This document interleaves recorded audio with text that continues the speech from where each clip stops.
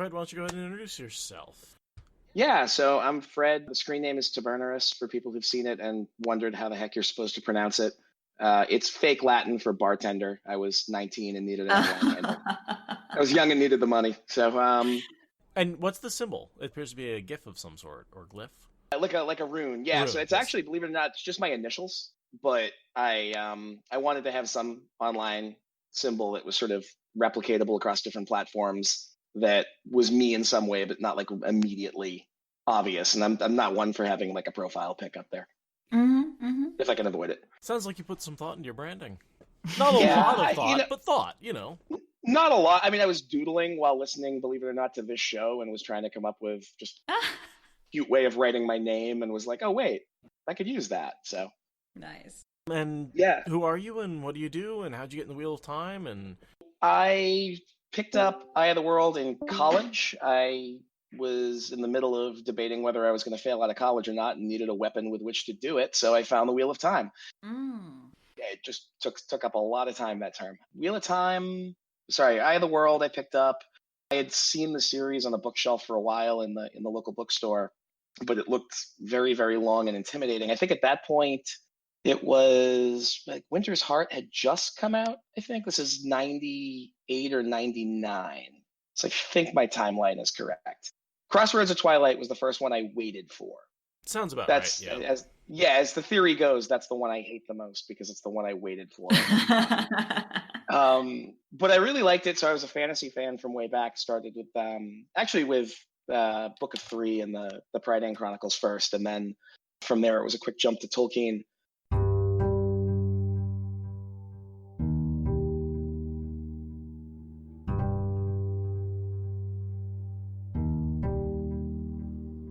This is the Wheel of Time Spoilers podcast. I would like to point us towards Chapter 40, Unexpected Laughter, the symbol of the harp. Chapter in which Matt gets a story from Tom about a bootmaker, and Elaine and Avienda reunite. Yeah, and the harp is just for Tom. What is the unexpected laughter? Is that them? I think it's the last line in the chapter. Yeah, so they burst into laughter because... Oh, what was it? Oh, because they're laughing about how complicated men make life. Right. Is anything in life ever simple? Not when men are involved. Yeah. It's the Avienda, Elaine, Min conversation really getting out into the open and the tension-breaking laughter. I think that's why it's unexpected. Yeah. And I like the fact that the tension-breaking laughter, is, of course, they unite over they can't understand men. Yeah. You have to help me talk some sense into them, Matt said around his pipe stem. Tom, are you listening? They were seated on upended kegs in the scant shade of a two-story house, smoking their pipes. And the lanky old gleeman seemed more interested in staring at the letter Rand had sent on to him. Now he stuffed it into his coat pocket with the tree and crown seal yet unbroken. The buzz of voices and squeak of axles from the street at the end of the alley seemed distant. Sweat dripped from both their faces. At least one thing was taken care of for the moment. Matt had come out of the little tower to find that a group of Aes Sedai had hauled Avienda away somewhere. She would not be sticking a knife in anybody anytime soon. Why is everyone always sitting on upended kegs or barrels? Because it's good fantasy backdrop. Yeah, it is definitely a crutch, right? To lend color. They're not comfortable. No, and they're not that freaking common either. It's one of those just details that just slap around everywhere, I don't think a town full of Aes Sedai and their warders has that many emptied kegs. I don't feel like what they did last night was hire a band. Yeah. I mean, maybe they store water in the kegs? Yeah, I feel like this reminds me of how everything in this world is either made of crystal or carved and gilded. Yes. And I'm just like, this is the 3,000th. Yeah. Oh my God. This is the 3,000th time you've said that, Robert. Find a different word. Not everything can be made of crystal. And also, what kind of crystal? Who is manufacturing all this industrial grade crystal? Where are you mining it? I have questions. You know what I'm picturing right now, Aradia? Me wildly waving my arms in my office? I was going to say your arms folded underneath your breast, pulling on your braid. yell angrily. Does have a well-turned calf, I've been told. Oh, yes. Well, with a little bit of lace around the collar. There it is. Just as someone who has studied geology, I have questions about the sourcing of all this crystal. I have only one thing to say. Tremendous. That's fair. Was that a sniff or a snort? I'll leave you to decide. Okay, there you go. Feel free to debate. The only real thing I have in this paragraph that's worth noting is that Tom has not opened Moraine's letter yet. He's only looked at it and thought about what it could possibly mean and what it could possibly say. He hasn't actually read the whole, by the way, you need to tell Matt about what's in this letter in order to rescue me from, the 8th level of hell. When he asks about it. It's important. He asks about the letter here. Oh, yeah, he does. Oh, if But it had Matt- been open, we would have cut to the chase right away. Oh, Right away. shit. I didn't even think about that. Oh, my God, that's so true. Man, wait for Tom to savor it. He definitely recognizes it's from her, right? He would recognize the Oh, seal. yeah. He knows Moraine's seal. Oh, is it? It's our personal seal, right? It's not actually the ring. It's the Yeah, it's the branching... yeah. The branching tree. It's the Royal House of Kyrian, or not Royal House, but the once upon a time it was royal. Yeah, the Damodred house seal. It's her Yes. Damodred seal, not her Aes Sedai ring. Correct. It says tree and crown. So yeah, that is the symbol of the niece of the once king. Which, by the way, how cool of a symbol is that? Yeah, seriously. Like the tree of life with a crown around on the top of it? Or do you think, are they mirrored so the crown is below the tree? Or is that's Oh, it's in the branches of the tree. It's in the branches of the tree, okay. Yeah. So like the tree is wearing a crown. Right. And I'm getting wiki schooled by Marguerite right now. Apparently lead glass is commonly called crystal, and it's a variety of glass in which lead replaces the calcium content of the potash. And I'm just a little bit having my brain get melted, so if I break, then that's why. Oh, yeah, you thought when they were like drinking out of crystal it was like carved geodes? Well, no, what I was thinking was that, like, in order to have this much crystal gobleture and stuff, like, clearly it's being manufactured, but I've never heard of, like, manufactured crystals, so what the hell? It can't be geodes, that makes no sense, and apparently I just didn't know that lead glass was a thing. So today I learned that lead glass is how you can also describe crystal glassware. How you can get lead poisoning. Yeah, that it does sound... Is that why everyone in this series is crazy? I think in this case, the lead is actually bound up in the crystal, so it is safe to drink out of. Oh, okay. And again, school me if I'm wrong about Well, the that, wiki page is disagreeing with you. Okay. It is saying you can get lead poisoning from it? But, I'm just skimming the wiki, so we'll see. I think less so from just drinking out of a glass, but I think if you like have a decanter and put whiskey in it and it just sits there, it can leach. Mm-hmm. I may be wrong though. Take a bite out of the glass and just chew, like Yeah. that can definitely lead to some Yeah. lead poisoning. Might cause some... right. Not a Might good also idea. cause lacerations of your mucous membranes. Now it's a party. That's just better to get the lead in, man. Just that's how we absorb the lead is through those mucous membranes. Need to get that valuable nutritional lead. Huh, yeah, it is saying that there's the historic association with gout of the upper classes in Europe and America was in part caused by their extensive use of lead crystal decanters to store fortified wines and whiskey. Okay, so everyone in Randland has gout, is what I mean. Yeah, I think Everything makes more sense now. Thank God we have the yellow Ajah. That's probably what they spend most of their time doing, healing gout. Exactly. It's like, my Yeah, heel basically. hurts. All right. Let me heal your heel. So, yeah, Margaret, thank you very much. So the next thing I want to talk about is the story of... How do you even put this? The story of the bootmaker. That's how I always mentally bin it. That's how I'm going to go with, the story of the bootmaker, where this woman essentially is a drama queen, as best as I can tell. Yeah, I'm not sure what's going on there.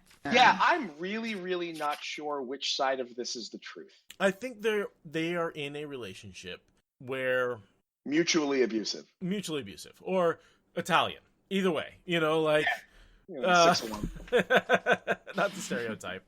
part Italian for anyone who hates me on the call right now. Sorry. Yeah, me too. So that's Yep. Yep. I have an Italian name, but I don't have Italian heritage. Yeah. Just that very loud arguing back and forth, that desire for conflict in a relationship, and that's what sort of brings it spice, and that's actually what she's looking for, and she likes to complain about it, but it doesn't mean that's not part of the relationship that she expects and wants. Theory. This story takes place in Saldaia. Oh, well, there we go. Well, let's see. He was traveling in his youth, right? Mm-hmm. I do not believe there's any location information given. Just something about flowering apple trees, which is like very specific. Mm-hmm. Well, and we see apple trees near Dragon Mount, which is fairly far north. Yeah, apple trees do just fine. Yeah. Many places. So yeah, I'm in the Hudson Valley under 8 inches of snow right now, and we're in the middle of an apple country. So yeah. Mm-hmm. Yeah. By the way, how's the snow going there for you? It was a lot of fun. So this is my first time owning a house, and this was my first snowfall at the house. Oh. But it's also the first time in my life I've owned a garage. So I did not have to brush my car off this morning. Nice. Yeah, I hired a plow guy and watched him out my window while drinking coffee. I was like, today I am a middle-class American. This is great. And they say money can't buy happiness. Right? But it can absolutely buy you out of unhappiness. Yeah. How's the 4-year-old taking it?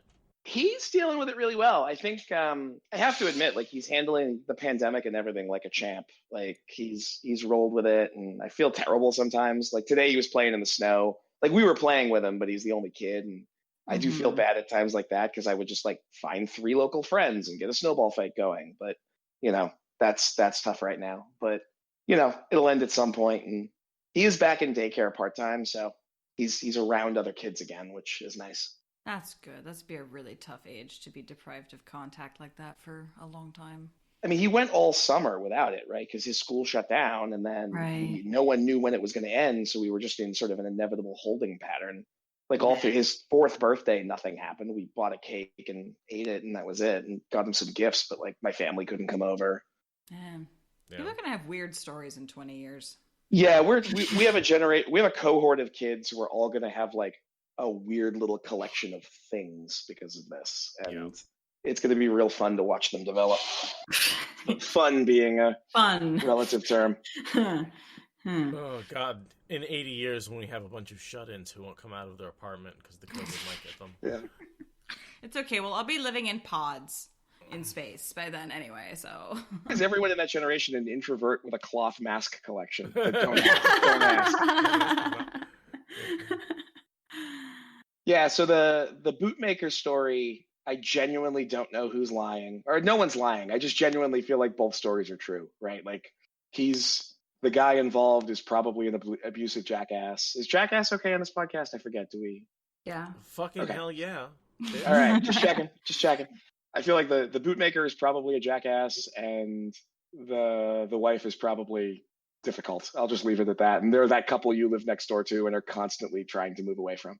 Yeah, I agree. It seems like a lot of skewed perspectives and, aphrodisiac drama and just like making each other jealous for fun, like that kind of nonsense. She's flirting with the foreign gleeman with a lot of money, to make her husband jealous and get him like fired up in their arguments and be like, I could run away anytime I wanted, and yeah, you literally could have called this chapter "Makeup Sex is Great," huh? I'm nodding. Yep. I do think it's funny, though, that it's a bootmaker, given Matt's interesting Brandon Sanderson rant about boots, which is technically a ripoff from a different actual real-world financial metaphor about, like, economic inequality and stuff. This story's about a bootmaker, like, of all the possible professions.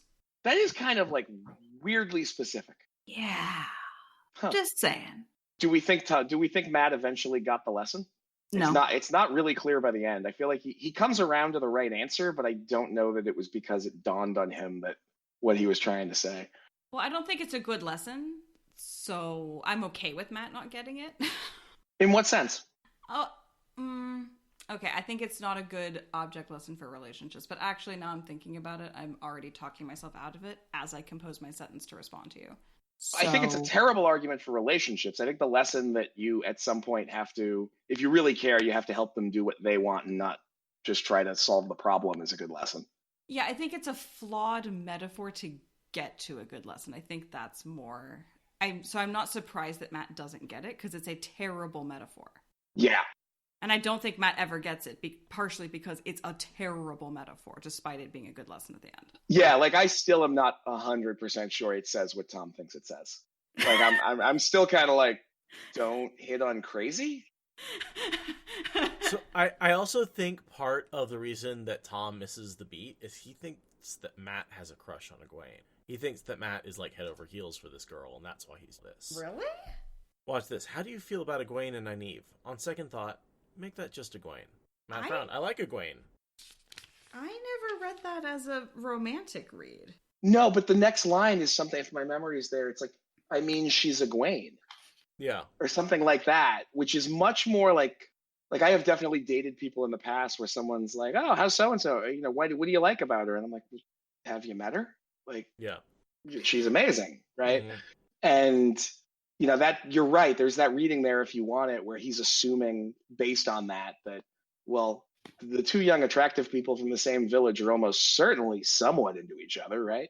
I never saw that here. I always saw Tom as saying, so how does it feel to have your childhood friend suddenly be one of the most powerful political figures in the world? Be queen of the world, yeah. No, but look at this. That's why I'm trying to save her full neck for her. Save her from her bootmaker, Tom muttered. And it's a very romantic story he just told. But it's also a story about hubris and thinking you're hot shit. Right. Oh, totally. And also, but away from danger that might not be dangerous, right? Right, and I mean, like, Matt wants to rescue Egwene from the Hall, right? It's this political evolution that she's gone through that he's trying to save her from. And they are pretty abusive. Yeah, I really feel like this is... Oh, I've always read this as being, how do you feel about your snotty little sister being in charge of an army? Which is literally how Egwene is looking at him, mind you, at this very same moment. I think that Tom's just picking up on that, the fact that these used to be snippy little kids, and now they each have access to bazookas. Jeez, yeah. Hot take, Matt's not wrong. Like, yeah. If you look at the situation and you knew Egwene prior to her becoming de facto Aiel, because he wasn't out there in the tents with her as she was becoming one, he just sort of knew that this thing was happening. And then you go to Saladar and she has been set up obviously as a puppet, like objectively set up as a puppet. You don't know that she's like the steeliest backbone in all of Renland, right? Like that's just a random thing we found out halfway through. Like from Matt's perspective, this slightly younger girl from his village who went off into the world and basically got kidnapped into the Aiel Waste has been set up as a puppet by people who can shape reality with their brain. Yeah, but on the other side of that, he's got his other good buddy who's kind of clueless when it comes to the way of the world, is suddenly being set up by these evil Aes Sedai to be this dragon reborn figure who's the most evil thing in the world, and he can channel. He never gives him pushback on that. He never challenges Rand for like being in power and being a king, even though he thinks he's just as dumb. He's like, well, I guess you're in charge of the Aiel now. Great. He's never like, what the fuck are you doing? These are murderous savages. You're going to get killed trying to be their king. Does kind of do that. Well, I guess he kind of does that. Yeah. I'm thinking of Alcair Dal specifically. That's fair. But that's like before he gets the power. I don't know. What do you mean before he gets the power? Matt was there the whole time where Rand was achieving all that, though, right? Like he's literally riding next to him, and he sees that Rand does some of it like in opposition of the people who are trying to control him. Like he's deliberately, pulling at the leash that Moraine tries to have him on, and is achieving the stuff despite that. So I feel like with Rand, he looks at it and he's like, that guy's a crazy idiot, but he's his own crazy idiot. Whereas Egwene kind of got summoned, somehow magically ended up there overnight, and and Tom basically confirms like, oh yeah, there's at least 3 power centers here that I've been able to identify, all of whom are out to get her. Best of luck. And she's 2 years younger than Rand. Right, like she's actually a kid in this universe. Like, yeah, relative to Matt, he's looking at his actual peer versus a kid that's 2 years younger. And I mean, even Tom isn't sure that Egwene has the brains and the backbone and everything to pull this off, right? In this paragraph, he's like, I think she might be pulling this off, but I'm not sure yet. So yeah, I agree with you. Which, by the way, how awesome is it that Tom is already picking up on the little rumors that Egwene is spreading and the little things? Because she's barely started, which is why he doesn't have clues, but he's picking up on he's like, wait a minute. She's making all the right moves to push them to move. Yeah, I agree with that. She's either just stumbling across the right thing to do, or she's brilliant. And I'm not quite sure yet, but I think she's brilliant. And we all know the answer to, is she tough enough? Oh, I firmly believe that 200 years after the events in this story, there's a cult out there that thinks that Egwene is the dragon. Totally. I buy it. And I also totally agree with your hot take that Matt is right in his reasoning here. Because none of that's obvious right now. Yeah, sorry, I didn't mean to talk. He has imperfect information, right? Yes, exactly. I try really hard to get down into their views and then, back up to that. In 200 years, definitely Rand is diminishing in importance to Egwene. At least it should be. It should be that way. Yeah, I mean, he does kind of try and write himself out of the stories as much as possible. And Egwene just peacocks all over it. Yeah, well, and from a marketing perspective, right, like Logain takes over the Black Tower and has every reason to want to not prop Rand up as like the founder of it and the great dragon who came before. Like Logain has every reason to be like, yeah, that dude was cool. Anyway, moving on. Whereas the White Tower has every reason to present Egwene as like a saint. I mean, I could see him like deifying Rand a little bit and be like, our founder who art in heaven type situation. Yeah, but I don't think he's going out of his way to be like, let me tell you the grand story of how this person was wonderful and perfect and saved us all. Right, Whereas the White Tower is the White Tower is going to be like, she fought Balefire and fixed it. Beat that. Why does Tom ask specifically about Egwene, and why does he single Egwene out from Egwene and Nynaeve? Because of the Amerlin-ness. Okay. The political censorship. Yeah, I think if the Tower reunites, Elida is going to kill Egwene because you have to behead the enemy leader, and Nynaeve is going to be punished to all hell, but probably not executed. Yeah. Like, there's a path where Nynaeve just becomes like a not very well-favored Aes Sedai in this reunited tower, whereas Egwene is absolutely just screwed. And then here's the other place where I think he sort of sums up his argument. I want you to stop thinking you're going to make them do anything. They've decided what they're going to do, and you can't change it. But maybe, just maybe, you can help me keep them alive. Yeah. That, I feel like, is the crux of his argument. Like, they're going to Abu Dar, they're not going to Caemlyn with you. Stop trying to make that, stop trying to make Caemlyn happen. It's not going to happen. Stop trying to make Caemlyn happen. He's basically saying, go with the flow, give in to Saidin, right? Surrender to the pattern, like guide it instead of trying to force it where you want to go. And that's a hard lesson because, as Jordan sets up, that is a very female way of looking at things, whereas Matt takes a very male approach to most of his problems. Matt takes a very stupid approach. Stick a spear in it. So it's interesting. I don't know if that's female coded or father coded, or I don't know, maybe those two are the same thing culturally. But so as a dad who's trying to figure out when my kid is old enough how the hell I'm going to deal with him wanting to do his own thing that I don't necessarily envision for him, Tom there really does feel like a dad who's saying, look, I tried to teach them as best I could. I'm sending them into the world with whatever toolkit they have. I'm not going to dissuade them from running off to New York to try to be an actor, but I can make sure they leave knowing how to defend themselves. I can make sure they leave knowing not to walk down dark alleys. I can make sure, and maybe I can mysteriously visit them during busy weekends when there could be trouble. Like, he's really trying to do the dad thing there. That's how it was coded to me. But I don't know, like maybe a lot of that is female coded and we overgender it. You might have some dad goggles on there. No, absolutely. Like that's what I said. That's how it read to me. But I'm. Yeah, no, I think there's a lot to that. There's a lot to it. It's not everything has to be binned down to male and female, right? Like, and Tom definitely is one of the more complex characters that has a lot more seasoning and nuance and multiple lifetimes almost, if you will. Oh, yeah, I didn't try and make it a female thing. I just meant like giving into the flow and letting, that's sort of the analogy they use for channeling Saidin. Yeah, and I don't know that that's what's going on here. I like the 4-dimensional chess parental sort of angle of like, have you tried managing them instead of pushing or pulling? Gotcha. Well, it's specifically when he says, like, if he could have his way, Elaine would be over the saddle of his horse and they'd be riding back to Camelot. Right? Where Elaine, he clearly thinks of, by this point in the story at least, as sort of a daughter. You know, he's just like, yeah, there's no way she's moving to New York. That would be insane. But guess what? She's moving to New York. Abu Dar in New York. I'm loving this. New York is pre-Disney, so, you know, I'm thinking of it as like moving to New York in 78, right? Like, I'd go New Orleans.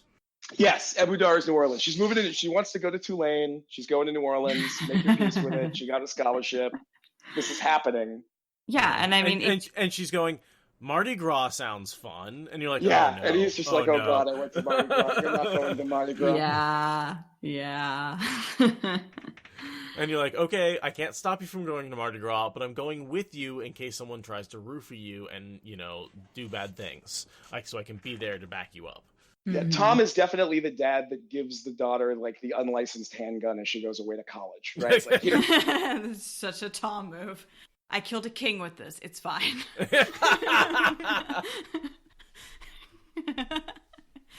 Yeah, and he's trying to impart this lesson to Matt, and Matt is much more in the position of the child who needs to be managed than an adult who can create that kind of safety net for someone else. He'll get there, but he's sort of missing Tom's gravitas at this point, shall we say. Just wondered, are we meant to take from this in some ways that Matt is kind of a young Tom? That their personalities are, that Matt is what Tom was pre-seasoning?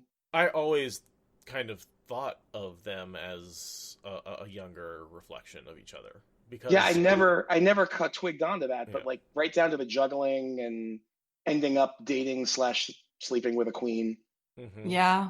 And the luck with gambling and the money, right? And sort of like the being a womanizer at a younger age, and Tom has lived all the lessons that Matt hasn't, and did them without Matt's luck.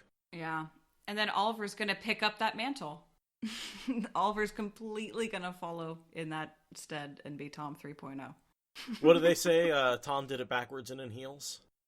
And yeah, we get here, a faint memory stirred, something about Basil Gill, innkeeper in Camelot, saying something about Tom. And this is where, like, Matt just totally doesn't want to admit that Tom's anything other than just a gleeman who travels from village to village. But there's so much evidence in this story of, like, wait, he's, like, courting what kind of gleeman has a carriage? Right, yeah, exactly. Mm-hmm. Right. The kind that's not a gleeman, jackass. The kind that's a court bard, you dumb motherfucker. Yeah, seriously, backcountry bumpkin. It's like, what kind of bar has no customers and no windows? The kind that isn't a bar. It's a front for the mob. Yeah. And then Matt's response to feeling out of his depth is to just go totally below the belt and make a really low blow at Tom and be very rude. Well, which one's that? Who's the letter from? Another woman you rescued? Or did you leave her where she could get her head cut off?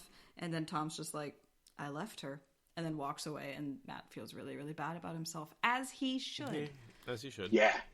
Because, yeah, as far as they both know at this point, Moraine's dead.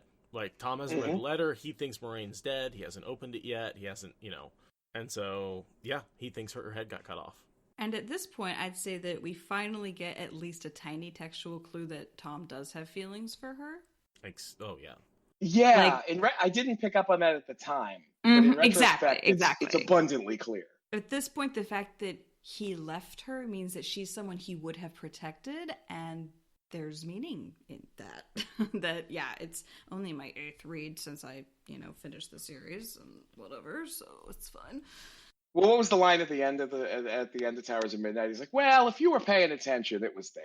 Yeah, exactly. Yeah, and I'm like, what? But then, yeah, we do these rereads, and it's like, all right, I guess you technically gave us like one breadcrumb every 3 books. I guess that counts. I mean, that's what this series is like putting together breadcrumbs, book crumbs that are 3 books apart. And that's like, I feel like half of what we do, the whole, the classic one is the image around Rand and Logain laughing, right? Just a small 5-book gap between the what the incident and the answer to why. 9 years later, in real time, we find out why that dude was laughing. So that's just how this book rolls, man. That's how Jordan rolls. He's like, yeah, I'll give you the answer eventually. Trust me. And literally the motto of the Wheel of Time is, trust me, this will all be worth it. Yeah, Rafa. So he goes walking away, and his hip gives him a twinge because of the kick Nynaeve gave him. I wonder if that was foreshadowing for the broken hip he ends up with later. Because I was like, he wait. totally does! Because he, there's that whole thing in Ebu Dar where his hip is always twinging, and I was like, wait, it's not broken yet. Why is it twinging? Oh, Nynaeve kicked him. Oh my god, you're right. It's a 4 echo or something. Or something, yeah. Is right. Robert Jordan could have made the wall falling on him damage his knee instead, but no, it's his hip. It's also funny because Tom has the limp from the Myrtle, right? So there's that mirroring again where, like, exactly. they both have that little bit of a hitch. Yeah. And that is in his knee, not in the hip. Yeah. It's funny. They all have mirrors. So Rand has Lan. The boys do, at least. Matt has Tom, and Perrin has... Elias, yeah.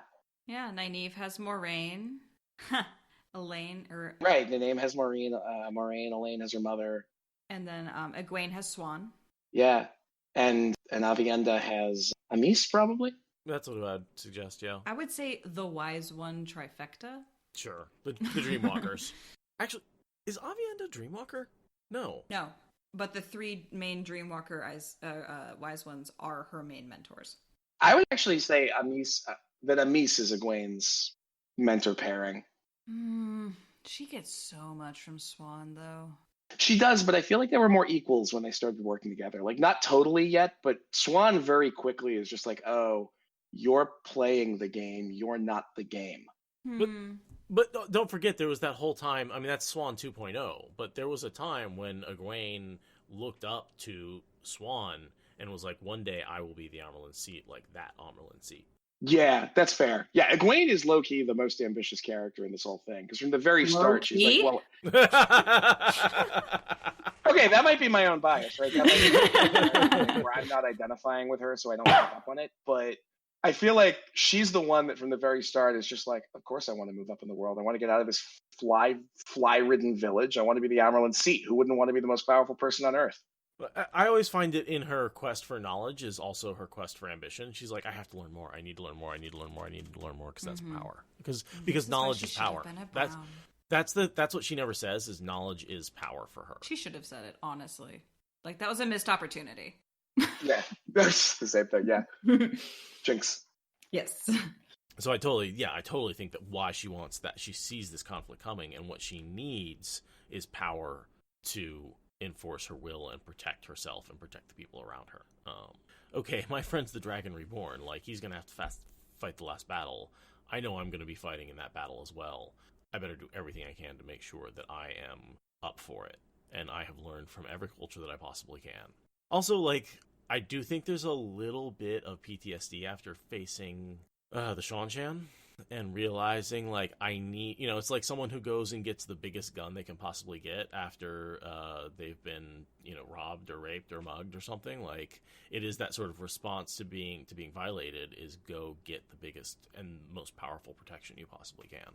It doesn't hurt when it will also help your best friend save the world from actual Satan, coincidentally. Yeah, like literal actual Satan. Yeah, you can save your own personal world and the entire world with the same weapon. Convenient. Double the fun.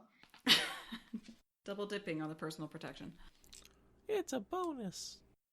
We get a couple of names of Band of the Red Hand guys, Mar, Ladwin.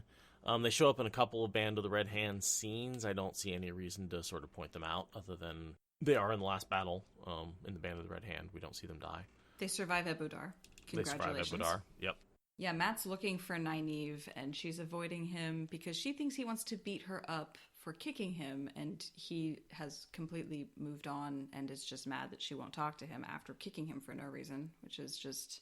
Yeah, it's we're just kind of setting up the chaos of the party that goes to Ebu Dar. Yeah, and how they just don't talk to each other when they get to Ebu Dar. They avoid each other, like, once they get there for weeks and weeks and weeks.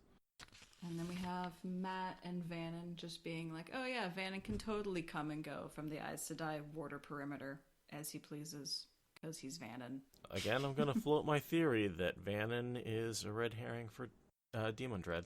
I mean, a fat, rumpled man with a rolling walk who no one could suspect of being able to sneak. I'm sticking. I like it, Seth. I'm still seeing it.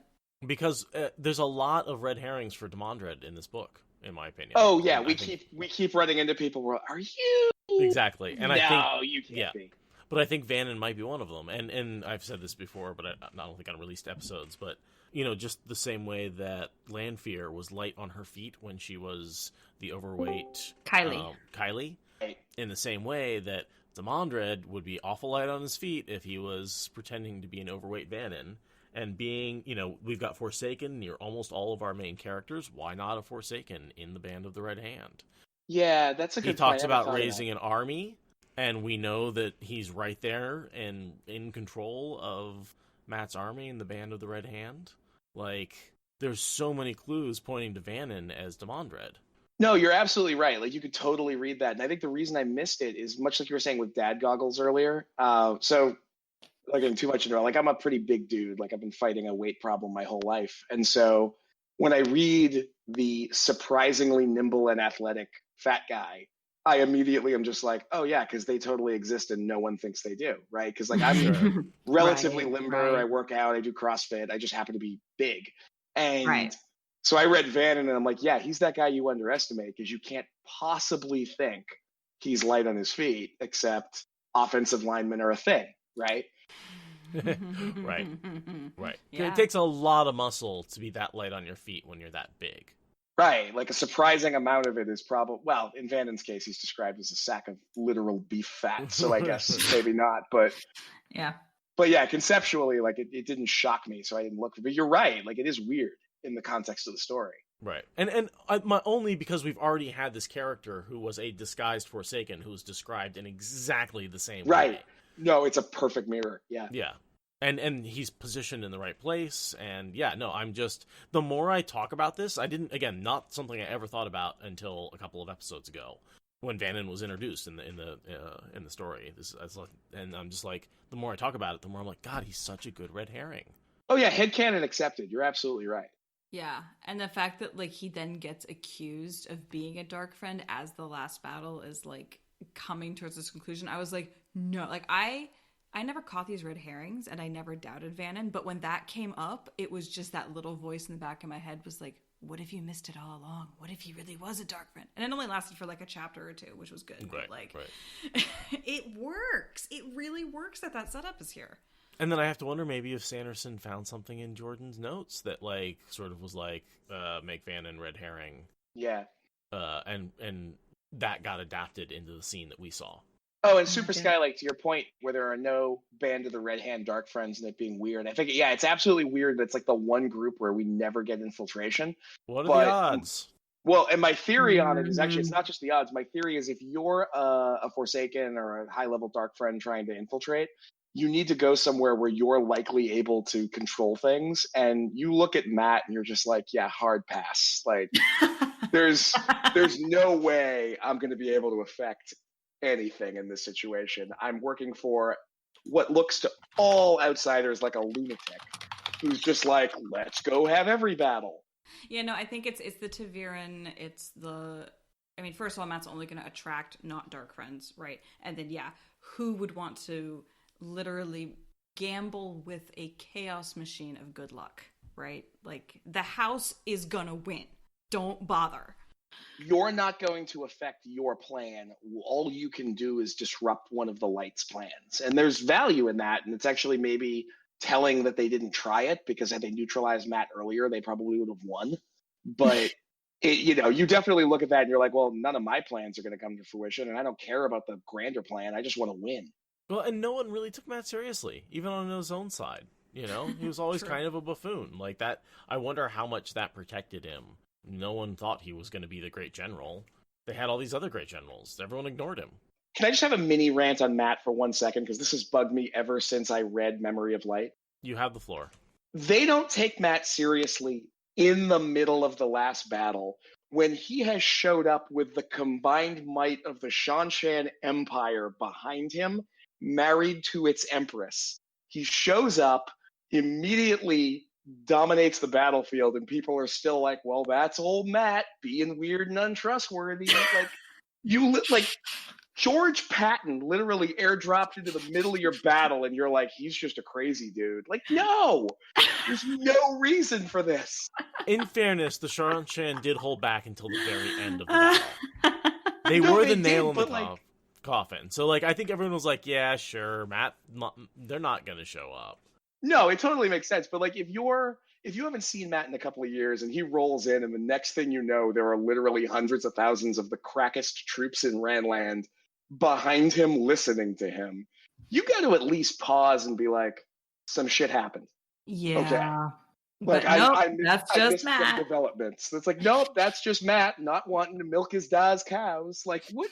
Sorry, that's my righteous indignation on behalf of my favorite character. I super agree with that. And I think everyone will say that Sanderson did Matt just a little dirty. Yeah. Yeah. And I don't blame him. I think Matt's probably the toughest character to write if you come from a fairly typical sort of middle American background. Matt's the toughest one to write. Whereas Perrin is probably the easiest. Yeah. And that's not a negative, right? Like, I identify with Perrin in a lot of ways, but like, you know, yeah, it's easy to relate. Guy who just wants to go home and build a family, like, well, yeah. Whereas Matt wants literally none of that.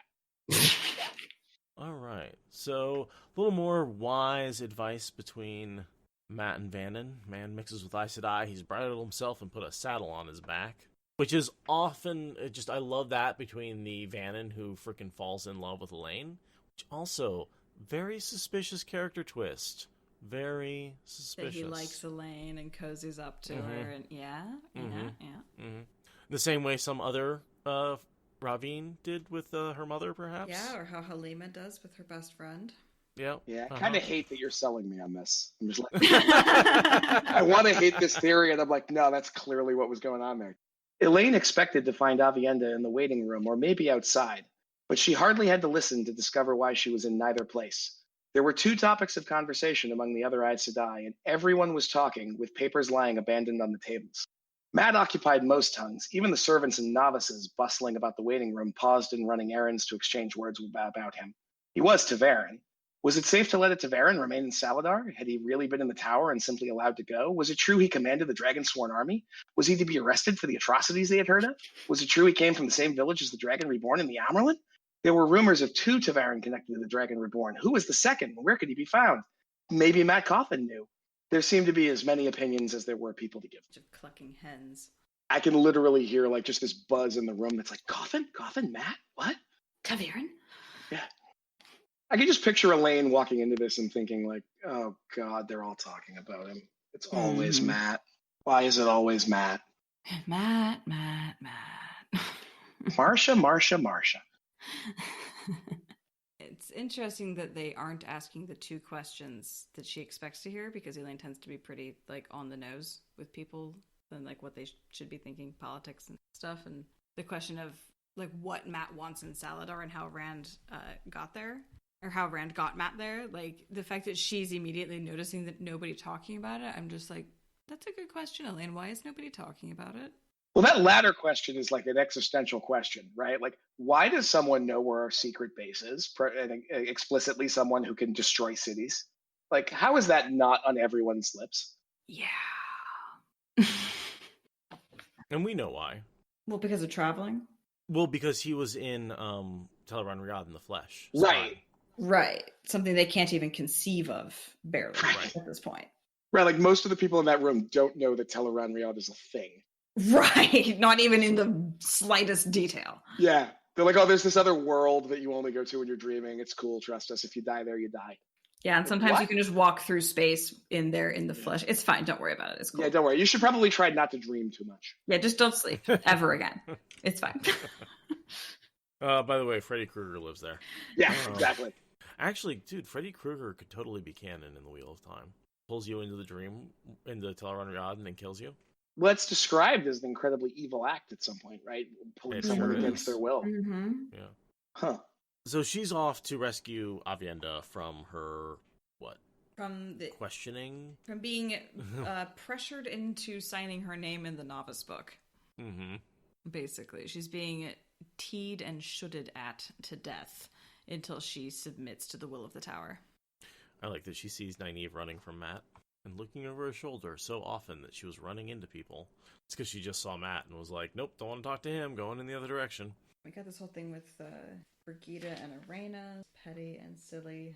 Arena's got hero worship for Brigida. I do not understand why Brigida puts up with it, honestly. I don't get what she gets out of Arena hanging around and being a whiny little brat all the time.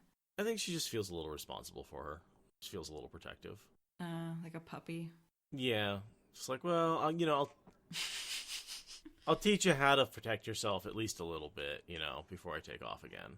But she sees no loyalty towards her at all. I just feel like she's very tolerant for someone who is clearly giving nothing back.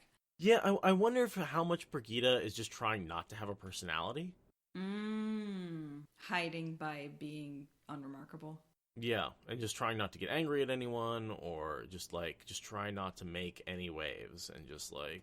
I just have such you want to follow me around? I just have such a hard time imagining Brigida giving one-on-one archery lessons to a woman and not being her authentic self. We also never really hear much about any of the Brigida stories at the beginning, right? We always hear about one or two things that the characters, like Marion is known for, or Brigida is known for, but we never hear where the character came up, how they grew up, what their childhood was like. All those stories have beginnings that we never get to hear. And so I just kind of always read it as this girl's off on her adventure, and this is the annoying start of it. If you think about it, Matt is an annoying character. We all love Matt because we get his POV. But if we didn't get Matt's POV, we'd be like, will somebody tell the gambler to shut up? That's fair. And I just sort of read it as her saying, this is somewhat similar to my own starting point. I was once as annoying as you. Yeah, Brigida definitely, if you're that girl who can always hit everything whenever you shoot, no matter what, you're going to be annoying. No, and she talks about that. This time I was ripped out, not spun out. For the first time wearing flesh. I know who I am. For the first time, other people can know too. Mm-hmm. In other lives, I did what I had to, what seemed to be right. Enough for Marianne or Joanna or any woman, which were names she had in her past lives. Now I'm Brigida of the stories.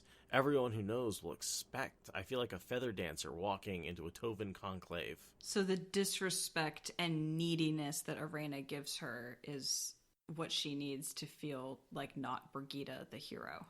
That's a good point. These other women, these friends around her, think she's Brigida of the stories. Arena is like, why aren't you helping me with my archery? Right. Meanwhile, Nynaeve is like, I don't want to upset the hero of the stories. I'm sorry. Don't let me upset you. Nynaeve walks fucking on tippy toes around Brigida. Yeah, and Brigida doesn't seem to be attached to Arena. She's happy to leave. But yeah, you're kind of making me understand why she didn't push Arena away sooner. Yeah, I buy it. Someone who is willing to just, that annoying friend who always calls you to go hang out, and it's kind of inconvenient, but you're kind of glad they call because sometimes you actually do want to go out. No, I don't know that person. I've seen this movie, but I've never experienced it. Yeah, Super Sky, I think you're right. I think Nynaeve is on eggshells because she feels like it's her fault, right? Right. But still, Elaine definitely always expects that Brigida is going to get her out of a pickle. Elaine never once thinks that she has to protect Brigida from anything. Yeah, that must be weird. I have to admit, this chapter was when I was like, oh yeah, Brigida is in a really weird situation that literally no other living being has had to be in. Yeah. Even Rand, when he starts to get the memories, he never fully integrates, deliberately never fully integrates Luce there until it feels like him. Whereas Brigida is just Brigida from the beginning, and all of that stuff is true. And then she loses it over time because the pattern is struggling to fit her in. And yet, it's funny, she never stops being Brigida, even though she loses her memories. Well, it's still the same soul. Yeah. It is one of the happiest moments of the story when she just looks at Elaine and says, I remember. I loved that moment. That gave me so much closure that happened. It's all right, I can move on from this now. Yeah, it's no. That was just a temporary, one lifetime worth of uncertainty for you. You were never unbound from the horn. That's not how it works. It's also killing her killer. It was just badass. I love Ariel Burgess's art of that moment. It's so dope. Yeah, it's funny. One of the we were talking earlier about Tolkien versus Jordan, and one of the big differences is that I don't know if Tolkien invented the term or just used it, but eucatastrophe, which is that moment where everything, the all is lost moment followed by sudden redemption. So like when the army of the dead shows up with Aragorn, right? Just as Minas Tirith is about to fall. And we don't really get many moments like that. I think the closest big one is when the Seanchan come back, but we're kind of privy to the fact that it's the plan. The closest one is Brigida streaking away from the rest of the hunters towards Elaine to rescue her. Where I'm just like, I know exactly what's about to happen, and this is going to be epic. I like that.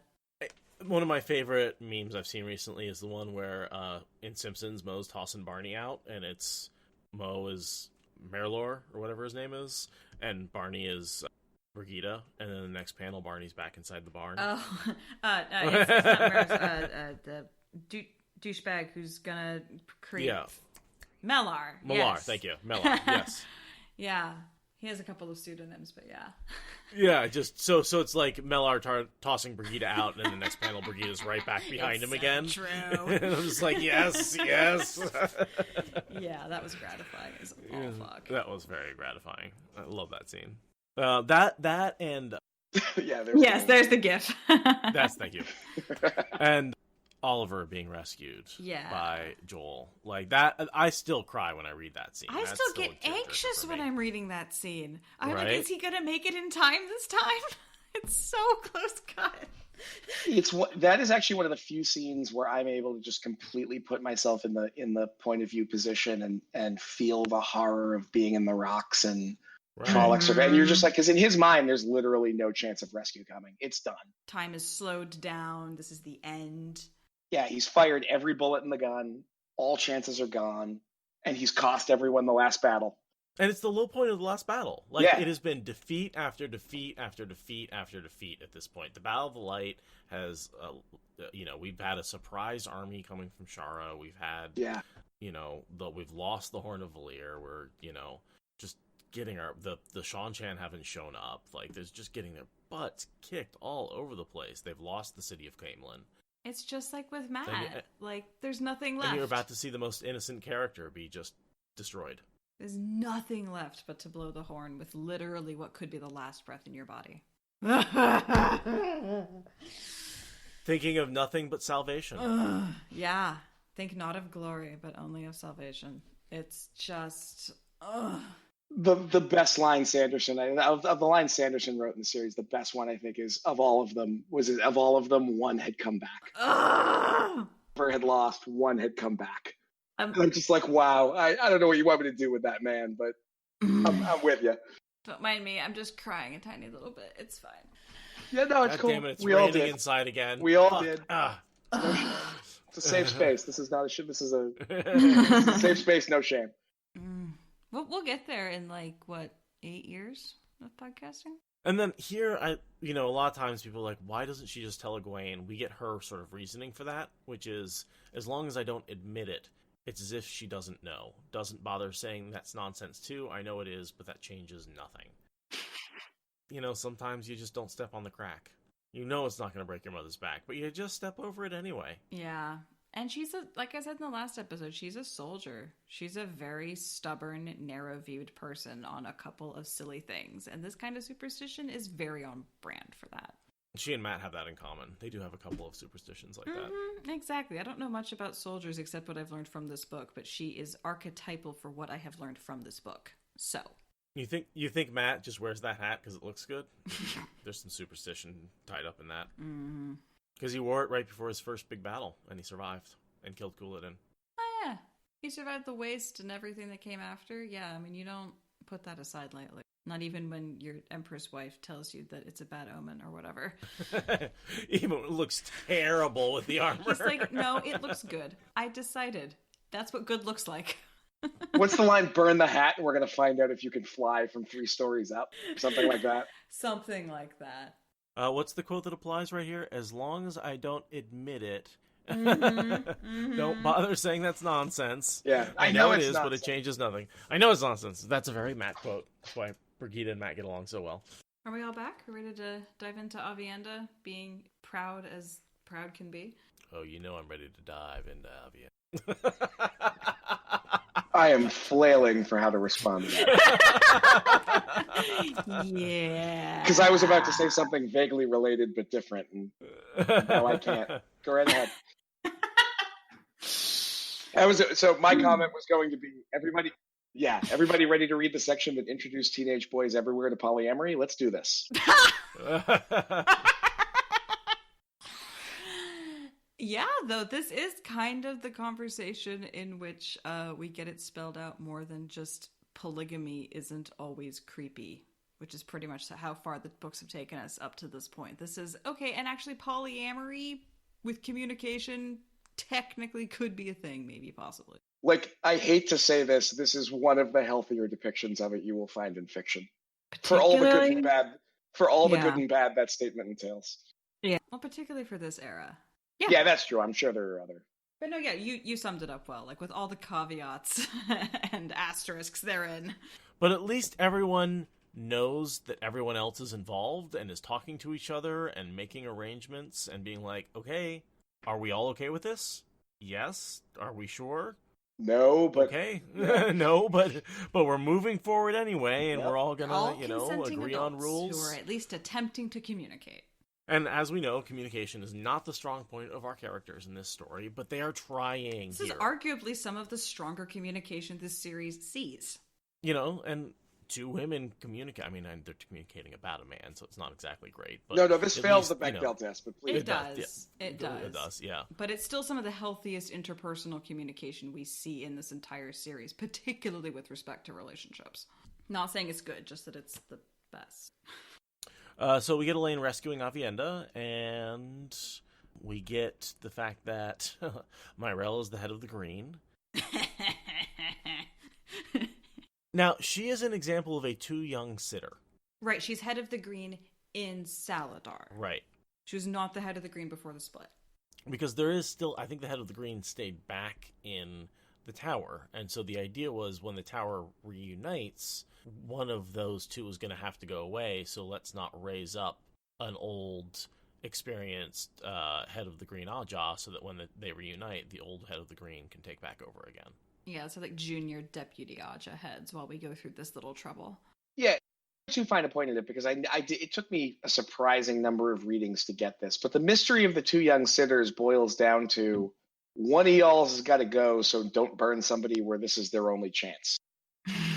Is that basically it? That's basically it. It's these women who are saying, listen, this split is just temporary. It's not going to last. There's no point in giving these, in pretending they're going to be real heads of Ajas. So just give it to the young girls for now. Let them get a chance. Let them play around for a while until the tower gets reunited, and then we can get the real sitters back in charge of things. Yeah, and hey, if they're good at it, then we've got a deep bench. Exactly. And I think also there was you had a general skew of younger sisters joining Saladar and older sisters staying with the tower. So your possible pool of applicants was definitely lined up with that really well. My pushback is they had the same problem in the tower of two young sitters on the other side as well. Oh, do they? Yeah. Oh, I forgot that. Okay, yeah. That takes the wind out of those sails, doesn't it? That like about half and half, right? About half of them are old on both sides, and about half of them are young on both sides. Yeah, you're right. It's the Ajas looking to ride out the transition, the unsmooth transition of power, one might say. Now, it turns out that enough of them are dark friends that that's less of an issue.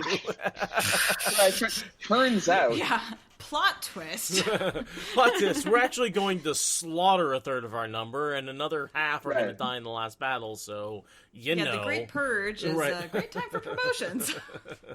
Spoiler alert, everyone's evil. But besides that, especially the people in power. Shocking. Right. Those who have sought to lead are going to need to be cleared out. And look, your understudy role is now totally real. Congratulations on your elevation. Right. I think it's interesting in this scene that there's a lot of, in the Elaine walking into this room with, where Myrelle is not and all of that stuff. Avienda looks frantic to get away from the Aes Sedai and all of this stuff. But I really think that honestly her mind is entirely focused on when is Elaine going to walk in. Yeah. Everything else is just static around her, and when Elaine walks in, everything else drops away, and all of this naked pain that's painted on her face and all of that, that's all because, like, she's about to either meet her future wife or her executioner. She dropped a cup of water.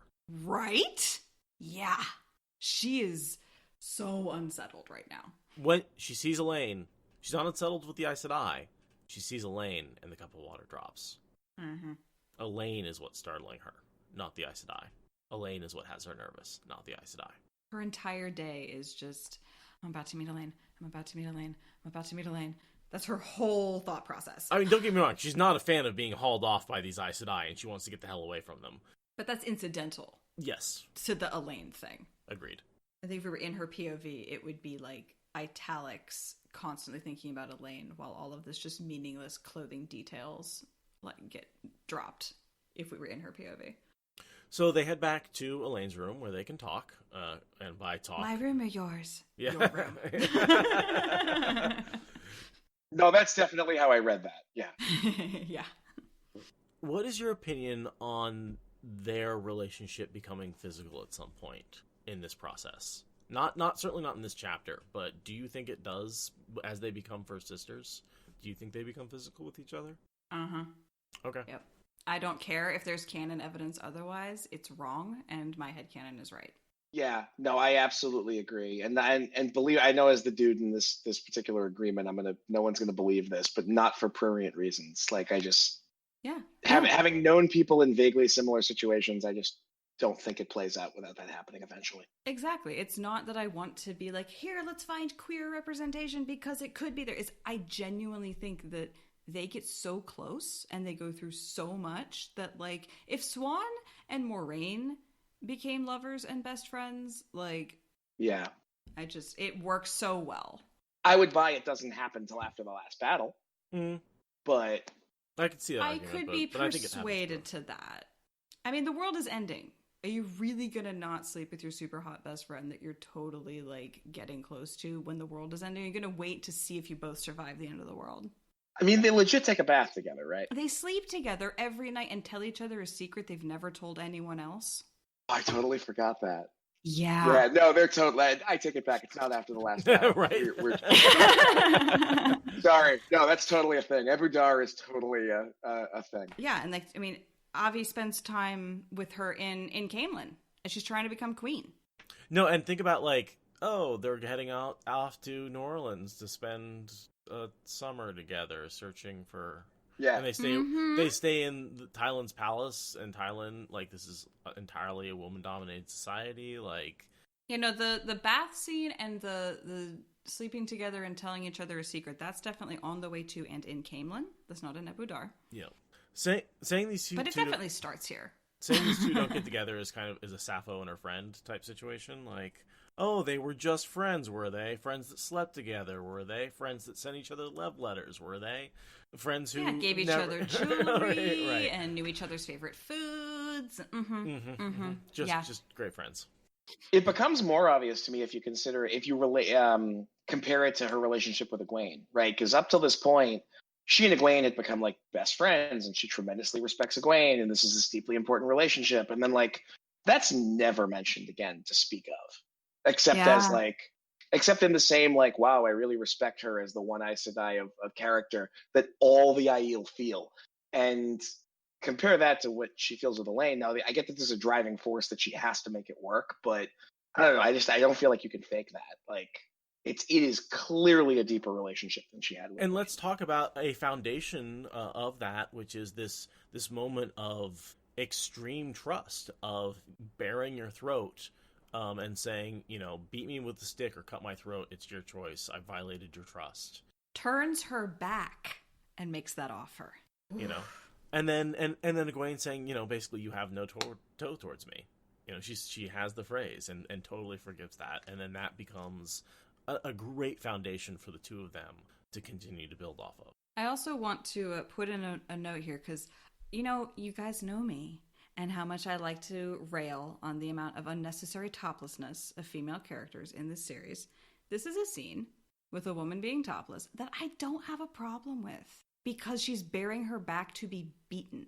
And I feel like this is genuinely not about making sure she's a woman or being naked for your birth ritual or whatever. It's like genuinely like it'll be a lot easier for you to beat me if there's not a shirt in the way. Yeah, I always imagine that there's like the shirt sort of bundled up in front, so you're not. It's covering up her breast. All you're seeing is her bared back. Well, she pulls her shirt off and pushes her shift down to her waist, so it's like pretty similar descriptions to other times. But I just, in this situation, I don't feel like Robert Jordan is actually unnecessarily taking a woman's shirt off. I feel like it actually is very in keeping with an Aiel approach to this, to be like, you need access to the skin of my back to do this, so... Right, this isn't going to be atonement if it doesn't hurt. I totally missed also kind of the seductiveness of just taking her shirt off and just being like, I bear myself to you. Yeah, I'm gonna take my shirt off and just let you do with me what you will. Right. No, we're all going down the path of, okay, they definitely... Right? Yeah. It's a very Aiel seduction, too. Like, let me just take my clothes off in the name of honor. Like, oh, you honorable thing. It's like, yeah, you've been thinking this one up for a long time, how to get in this situation. Yeah, and like Seth, we were talking before about how like she combed her hair really nicely. She made sure to put on all her good jewelry. Like, she's very much walking up to a seduction or execution, like one or the other. Like, that energy is there. And yeah, this scene is, let me take my shirt off, turn my back to you, and offer my life. In my best looking jewelry and makeup. Yeah, I look fire. Would you like to kill me? We have to remember, like, the Aiel culture is based around the fundamental concept that you can beat someone until they're honorable, right? Mm-hmm. Say that in a sexy voice and tell me that's not what's happening. Yeah, I agree. Beat me until I'm honorable. Okay. You sure I don't have any more toe to you? Yeah. I've been very bad. Like, okay, I think we all know what this story is now, right? Yeah, I love it, honestly. And then we can talk about Elaine being totally lying about her jealousy, but somehow she fakes it until she makes it. Yeah. I don't really get that, but I find it amusing to read anyway. Yeah, how do I phrase this? Without giving away too much about anything, I utterly understand how that works. Like, there are moments where, like, this is a thing this is what we're all agreeing to. It's not that the jealousy is not going to be there, but it's about dealing with it in a healthy way. Elaine actually gets there, right? Like, there's this moment where Elaine gets over the hump and is just like, okay, this is a normal feeling. I'm allowed to feel this way. I'm not allowed to punish the other person for how I feel because this is what we agreed to or are about to agree to or are foredestined to agree to. Yeah, I just admire it. And this is a situation she didn't expect, and so she's not entirely sure how to process it either, right at the moment. And she's dealing with very, don't forget, Avienda's had weeks, months to process this. Elaine is getting this dumped in her lap a little bit all at once. And Avienda's had her whole life for this to be on the menu. Like, maybe not the meal she was going to choose, but this is on the menu of Aiel culture, right? Right. Whereas Elaine's just like, all right. Although Avienda's the biggest nerd who never looked up from her spear and probably never even thought about it. In some ways, yeah, that's true. I always, in the beginning, I thought she didn't tell Rand about Aiel relationship stuff because she was like embarrassed because she was interested in him. Now I think it's just because she literally has no idea. I think she's literally just that clueless about relationships in her own culture that she had no idea how to explain it to him. Which, I mean, major empathy with Avienda on that. Yeah, as someone who married the tomboy, I just always read it as she was the girl out playing football who was just like, wait, what?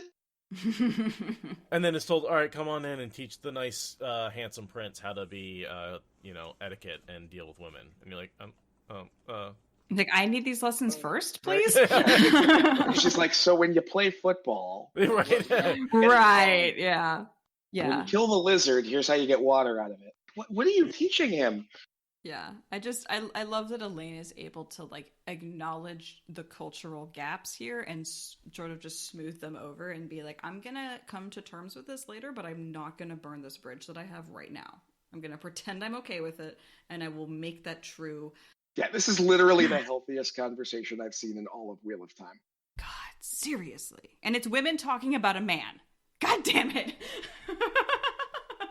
So can we go for women talking about women? They get to talk about men. Oh, And I how like she this relates to a part. man. Absolutely. Man, yeah, thanks. I'm trying, man. I'm trying. Freaking throwing No, it off. I like it though. I mean, because the man he could be tickets to a concert or a shiny bauble. You know. Oh, you've seen my shiny bauble? Shut up. I've seen your head in poor light after you fucking shaved it. How about that? I got blinded by your pate. Yep. I just Okay, that went dark. my bauble's my head. So yeah, we have Elaine playing the odd role, well, the normal for her role of peacemaker, but the odd role of defending both Avienda and Min against each other. It's normal for her to be a peacemaker, but she's also, like, in many ways the least resigned to this, and it's hilarious that she's playing the diplomat of the three. Well, and I think seeing her emotions reflected in Avienda helps her a lot. It's like, oh, this woman really is human. She's not just like this machine who is willing to, like, sleep with anyone if it'll get her rand. It's like, no, she has the same feelings I do. She's also fighting them, and that helps put her gesture in context and the humbling nature of it in context, and to realize she's feeling the same emotions. I was gonna say it's nice because it echoes how they come to terms with each other in their first sister ceremony, which this conversation is Avienda being like, I need to be able to be first sisters with you, and I don't know if I can do that yet because I don't know you well enough. Mm-hmm. And we're seeing, like, this mirror you're talking about, and, like, that is basically the punchline of the first sister ceremony scene. Right. Is that they are very, very similar, and that's why they're able to have compersion rather than jealousy around everything, but particularly around. All right, excellent use of the word. Nicely done. Yeah, my dad lives in Portland. No judgments. You said that, and I was like, oh, cool. Someone else introduced it. Fantastic. I also think it helps that Elaine at this point is friendly / friends with. At this point, she's very good friends with Min. Like they've completed that becoming friends arc, and done so knowing where that road leads. So, like, this is not the first time she's considered this. It's just that she's considering it with someone she doesn't really know as well. So, like, there's all sorts of tangled emotions around that. But the idea that she's going to have to share Rand with two other women, one of whom is Min, is something she was already reconciled to, if maybe a little with some trepidation. Mm-hmm. So, like, the shock here is that it's Avienda. It's not that there's a third woman. She knew there was a third woman, that it was going to be a weird situation. Whereas Avienda is having to deal with she's not the only one. Right. And, and not only that, but it's not even another Aiel who she kind of sort of culturally can understand. It's random. It is the queen of Randland, right? Although she always knew there was somebody else, right? She always knew that Rand was spoken for when she got involved with it. Right, but she had no idea about it being destiny. She just thought that, I don't know, puppy love is a binding contract or something. and she had no idea about Min. Right. Yeah. Never had a notion. She's like, wait, 3 ways? Yeah. Okay, that came out wrong. She was like, wait, there's 3 of us? Yeah, I was going to say it would be 4 ways. Yeah. Yeah. Yeah. Let's all pause for a second. Okay, no, moving on. Now that you have that mental image. Wow. Okay. I don't know. I think that's, is anything in life ever simple? Not when men are involved.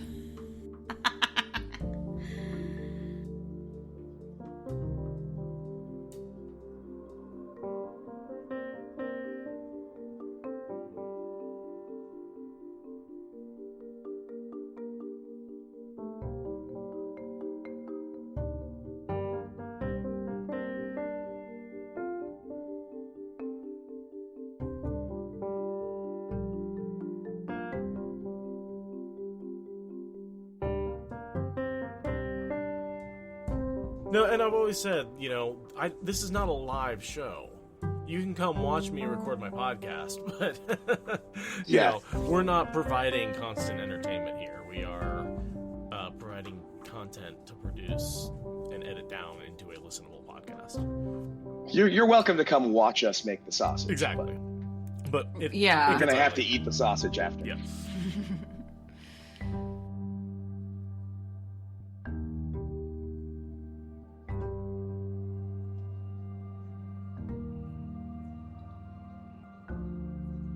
I feel like there's a couple of people who either find Tolkien this impenetrable language that they just don't want to read more than once, or people who just love it and read it over and over again the way I love Wheel of Time. And I'm wondering which category you fell into, or if there was somewhere in between. A little bit between, but definitely more the latter. Like it's definitely something I've read, 3 or 4 times over the years, although not recently. Just having a kid and all, it gets tougher to do rereads. But no, Tolkien I really liked. I also grew up Catholic, so things with like impenetrable old school language they appeal to me on some level. So that's sort of like the lyrical nature of his writing really appealed. I could sort of get lost in it. Also, the fake Latin-based username implies that you also like that kind of complicated language play. Yeah. Wordplay in games. Yeah, absolutely. What drew me to the Wheel of Time, though, once I started reading it, was of all the fantasy I'd read, it was the most fully realized world in a real world sense. Like there's a functional economy that you can tease out of that world. It's not perfect. It's not clear. Like he's not an economist. It wasn't his focus, but like the system of peddlers and gleemen bringing news and everything all over the world, and that trade is a factor in the politics that he describes. That it's at least mentioned. I really appreciated that, because that was the one thing with Tolkien, was you get to the end of the story and you can't imagine that people live in this world, right? There are these isolated places we found people living. I'm nodding. But the rest of the world is like unpopulated, right? And Wheel of Time was the one where I felt like, if you gave me a few days in a Jeep, I could go around and be like, oh, this is a place with towns and villages and an economy. This is great. Yeah, I've always felt you could plot me down in the middle of Randland and I could look around and be like, oh, I'm in Andor. Or, oh, this is Karian. And that's something you couldn't say about almost any other book series. Yeah. I mean, you'd have to be there a while before you realized, oh, you'd have to see your first Hobbit before you were like, oh, I'm in Middle Earth. Okay. Right. Yeah. Lord of the Rings pioneered so many other things that so much of the rest of the fantasy then took up and adapted and ran with. Yeah, I heard. Yeah, it's kind of the text of fantasy in a lot of ways. I heard a comparison to the John Carter novels and comic books, because if you look at what John Carter's powers are on Barsoom along with Superman, they're basically like a 1-to-1 match from the original Superman power set. Like when he couldn't fly, he could just leap. And you realize that you have all these properties throughout the 20th century that are basically ripoffs of John Carter as a character. And wasn't Superman, he couldn't fly originally, he could only leap over tall buildings. Yeah, he leaps tall buildings in a single bound and is slightly faster than a locomotive. Yeah, so, you look back and then you go back and read the John Carter novels, and it's kind of, turn of the 19th century pulp, junk. I mean, I enjoyed them for what they were when I was a kid, but, they're not great. Tolkien, at least, is really, really good at what he does. Well, as they say, everything is a remix, and we just keep remixing things on down through the ages. Yeah, there's basically one story, and we all grab our favorite 3 chapters out of it. Totally. And then we all read our own fanfic. Exactly. And then those fanfics cross-pollinate, and you create another story with other... You could make a religion out of this. Yeah. So, you went from Tolkien, what was after Tolkien? Okay, after Tolkien on my fantasy cred, what was it? It was... I tried C.S. Lewis. I tried the Narnia Chronicles, and I just couldn't get into them. I think I waited too long. Yep. Yeah. It just didn't take. I was like, okay, it's Christian allegory. I get it. Right. I'm good. I've read I had plenty of that already. Before. Yeah. Everybody, you read The Lion, the Witch, and the Wardrobe, you're good. Yeah. Right? I don't mean to disrespect anybody who loves the Tales of Narnia, but if you didn't read them at 12, they're sort of, yeah, you're not going to love them now. I've never been able to reread them for that reason. Because it's just I had good memories of my dad reading them to me as a child, but they do not hold up as an adult. No. What I would recommend as a substitute is Susan Cooper. Was it Overstone Undersea? Very sort of similar 5 books, similar length, similar age group, but it's British children and it's magic and it's awesome. Oh, okay. I think I've heard of that. While he's looking that up, I think the next thing I actually picked up after Wheel of Time was Harry Potter. And my wife and I read that together while we were in college. So I would read when she was in the middle of finals, and then the next term we'd sort of rotate it. So, yeah, that was a cute thing. Cute. So you guys went through college together, as a couple? Yeah, we met in college and started dating about halfway through. We started dating in April of 2000. Nice. Going through college with your partner is definitely its own kind of journey. Well, can I throw you the curveball? We were in a co-ed frat together. Oh, wow. And you can just backfill whatever story you want there. Don't think we need to. That's awesome. No, but it's when I tell people that, they're always like, that sounds like a really weird college experience. I'm like, yeah, it really was. That's, it's not option A on the menu. Yeah. So for sure. I was a non-traditional student. I feel that, but in a less dramatic way. Yeah. Well, you have a similar sort of timeline.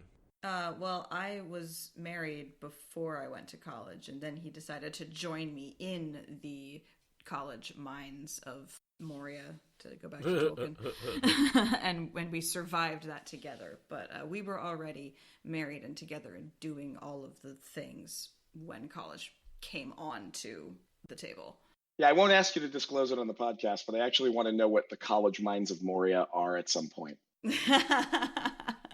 They are dark and full of terrors. We dug too deep. Well, it's like U Chicago's motto, where fun goes to die. The series is called The Dark is Rising, which I always confuse with Shadow Rising, which is one of my favorite books. But The Dark is Rising, which has 5 books, starting with Oversea Understone. And that's a very good sort of children's series written in the 60s and 70s. Oh, cool. Oh, wow. It's the odd fantasy series from way back then that has a female author. Yeah. Word. Susan Cooper. I also would highly, highly recommend Seaward by Susan Cooper. It is a standalone 150, 200, 300-page book, something like that. I don't know. Tiny novella about a girl and a boy who find themselves on a journey towards the sea in a fantastical land. And it's very Alice in Wonderland, but also a love story. Yeah, and I just loved it as a kid. So, Susan Cooper is an excellent children's author. Oh, Celtic mythology. Okay, yeah. I will definitely check that out. I have a 4-year-old, so I'm starting to acquire a collection of things that over the next 10 years I can dole out to him to mold him into the nerdling that I want. Which means I'm absolutely going to have a jock that hates fantasy, right? Like that's that's going to be the byproduct. Whatever you try and force them into, they pop out the other side. Yeah, exactly. I was raised by hippies, and my dad always made jokes that my brother and I were going to end up being like straight-laced, sports-loving, conservative business people after being raised by like patchouli-scented barefoot hippies, How'd that theory work out?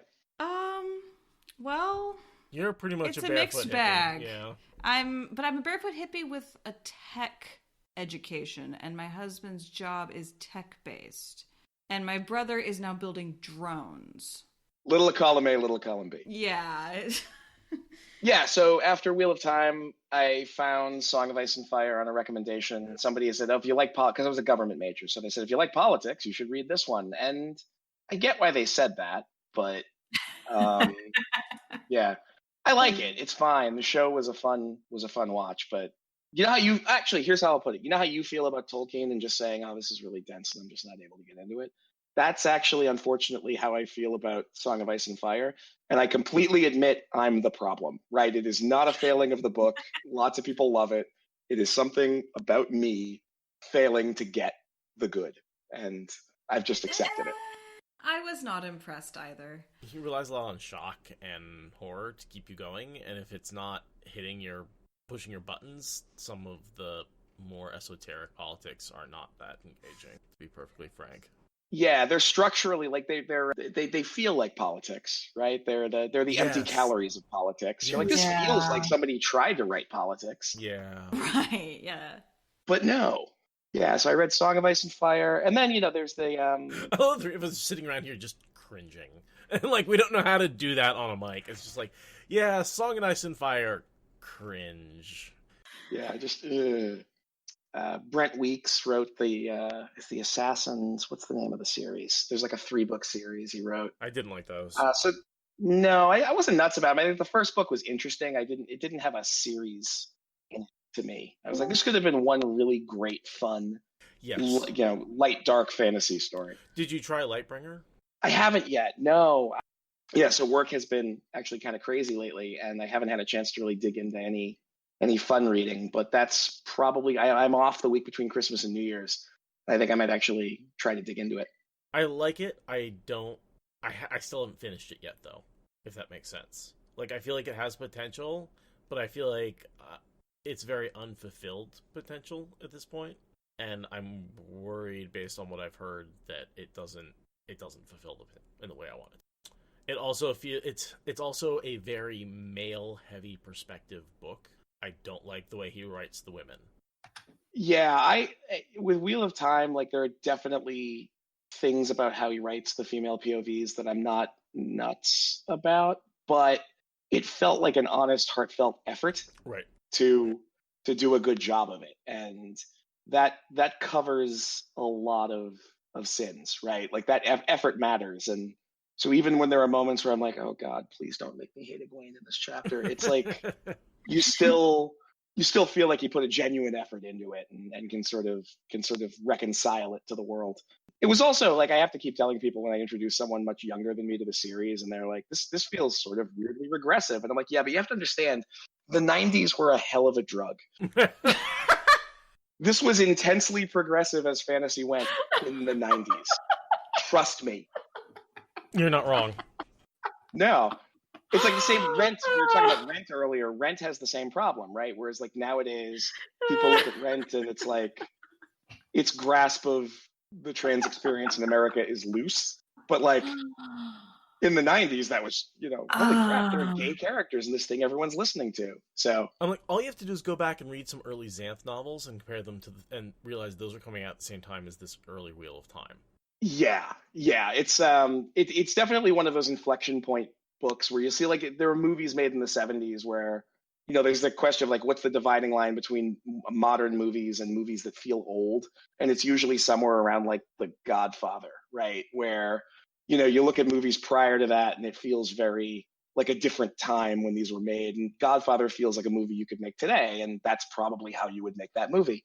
Wheel of Time feels like how you'd write a fantasy series today. Some of the ideas might not quite come across the way you'd write them today, but structurally it feels like a modern fantasy series. Sure. It doesn't feel like Tolkien. Yeah, it's got modern characters, modern character arcs. Right. You get to see what people are thinking, how they're feeling. You don't just have to guess. Right.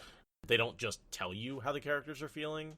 Right. Structurally, there's dialogue. It's right. not purely narrative. It's not purely omniscient narrative. Mm-hmm. And there's crunchy magic. Yeah. If magic is your thing, like there's a system here that has rules. We don't know all of them, but there are rules, and they will come into play.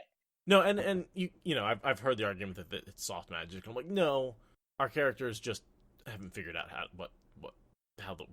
it's so big. It's like science. Like one scientist isn't going to figure out all of science in a couple of years, even if it was all known in general, right? Same thing with channeling. Like you have this massive knowledge of channeling, and it follows rules. We're just not really sure what all the rules are.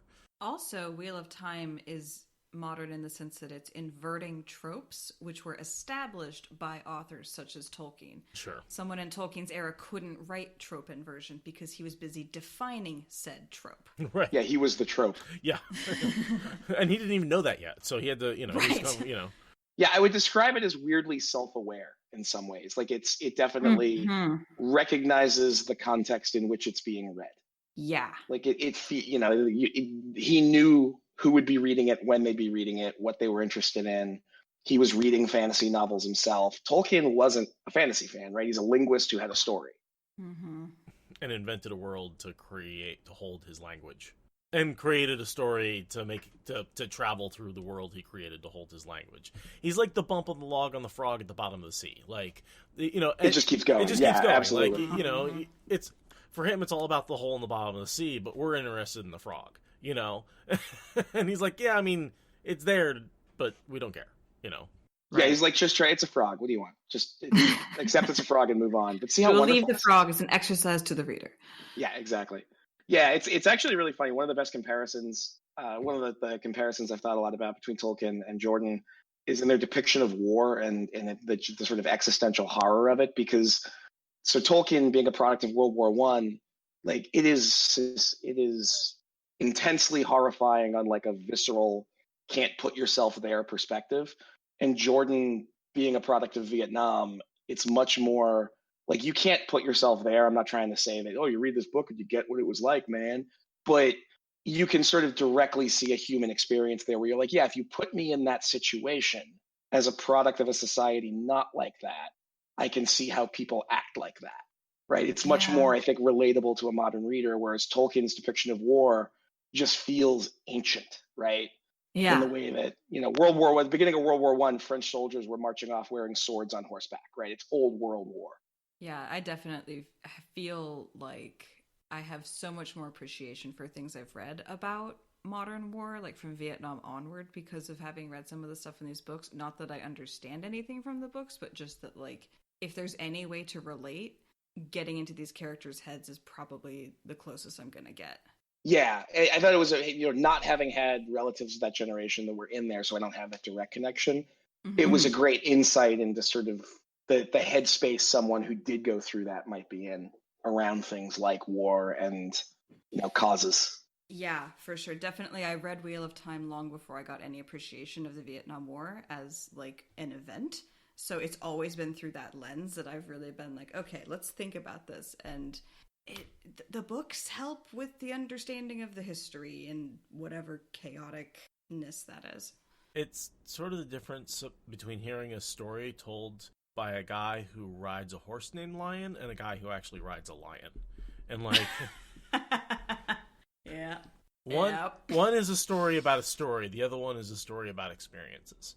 I had grasped the influences experience in Vietnam had on some of the war scenes before I got to Perrin throwing the axe away. So when I read Perrin throwing the axe away, it clicked immediately that I was reading the story of a fundamentally good and decent, upstanding family man who just wants to help his community being pushed to the point where he will commit what is fundamentally a admittedly small scale atrocity, right? And you're just reading that and you're like, oh, he either witnessed this or knew people who did. Or did it himself. I don't want to make any assumptions on that front, but yeah, you never know. I mean, we know is he was a machine gunner. He was on a helicopter with a machine gun.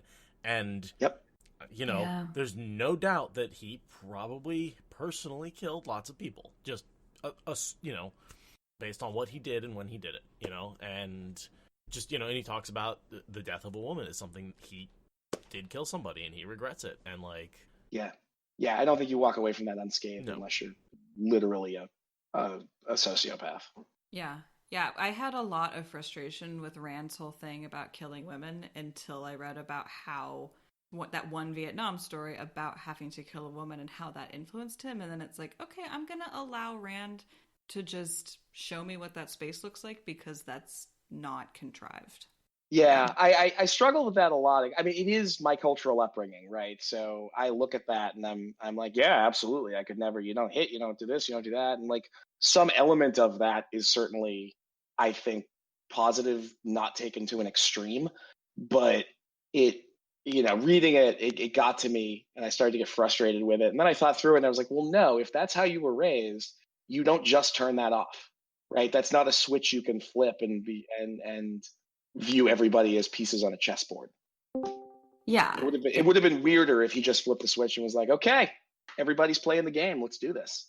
Right. Like as much as that would be like a nice feminist approach to the moral question of how evil is war exactly. Like that's not what we're looking at. We're looking at the actual ways that this fucks up individual people as they go through this process. And like there's going to be some messy parts that stick out. And yeah, I have a lot more empathy for Rand now that I know that Robert Jordan is writing a very specific thing. And like, maybe that means I should have more empathy with things I don't understand because there's always a backstory. Yeah. Ding, and ding, ding. There it is. One of the best things in Wheel of Time from making it feel more modern and realistic and relatable in that way is a character like Ingtar, who is a dark friend, and then you realize after the fact that like I don't know what I would have done in that scenario, right? If I literally thought that we are in a game, like on a long enough timeline, I'm going to lose. So what do I do? It's one of the reasons Varen's such a loved character, right? And it's one of the reasons why Ishamael Moradin Elon is so relatable. He's such a good bad guy. Like, the nihilism is not inherently evil. It's incredibly logical. It just leads to evil choices in the case of Ingtar and Moradin. Right. Well, So I met Sanderson in the book signing for Gathering Storm, Oh. and in our brief chat, I actually said the best part of what I had read from him was Ishamael's thinking on that, or more than I guess at that point thinking on that, because if you actually just think about it, if this is just a repeating wheel and you only have to lose once and everything dies, if you don't believe that the outcome is preordained, if you can lose the game on a long enough timeline after enough repetitions, the likelihood of eventually losing asymptotically approaches 1. Eventually, you're going to lose this game. On a long enough timeline, everyone's survival rate drops to 0. Drops to 0, Right. Exactly. So you either think the game is rigged and that you can't actually lose, which takes away any chance of you having anything remotely like free will, or you are accepting that eventually you're going to mess up and lose the game. It's just a matter of how long you can keep going. And I was like, oh yeah, if I realized that and had universe-shaping powers like that character does, I would absolutely be on team burn it down. Mm-hmm. Yep. And that's kind of what terrifies me about Veins of Gold. How close Rand comes to ending it. If we come that close to ending it every single cycle of the wheel, yeah, Morden's kind of right. Like... Yeah. Yeah, no, I don't know if anyone made them, but if not, I'm going to. Like, there needs to be a Morden was right t-shirt. I would buy that so fast. Morden was right. Oh, that's awful. I want it. Thank you for listening to the Wheel of Time Spoilers podcast. Rate us in the Apple Podcast app or Support us on Patreon. Is that good enough?